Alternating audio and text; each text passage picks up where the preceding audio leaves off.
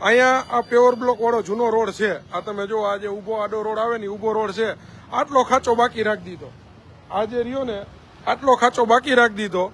છેલ્લા 15 દીથી આ 10-15 દીથી આ રોડ બની ગયો છે. આ રોડને પાકવા માંડ્યો છે. આ રોડ ઉપર અત્યારે તમે જુઓ તો આ રીતના નાખી અને પાકવા માટે પાણી પાઈ અને કમ્પ્લીટ કામગીરી ચાલુ કરી નાખેલી છે, બરાબર. પરંતુ આટલો ખાંચો માત્ર મૂકી દેવામાં આવ્યો. હવે વિચાર કરો, આ રોડ પાકીને 15 દી કમ્પ્લીટ થઈ જાય, રોડ ઉપરથી બધું કાઢી નાખશે, પછી આ ખાંચો વરી ભરશે.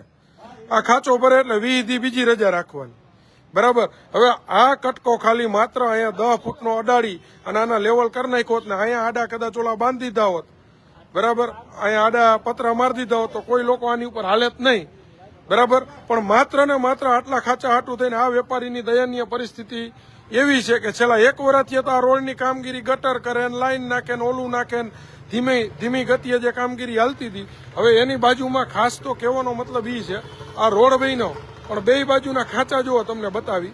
તમે અહીંયા ઓલા સાહેબ એમને ઓલા સાહેબ આવ્યા ત્યારે તમે રજૂઆત કરી હતી આ બધી સાઈડની ઓલી કમિશનર સાહેબ આવ્યા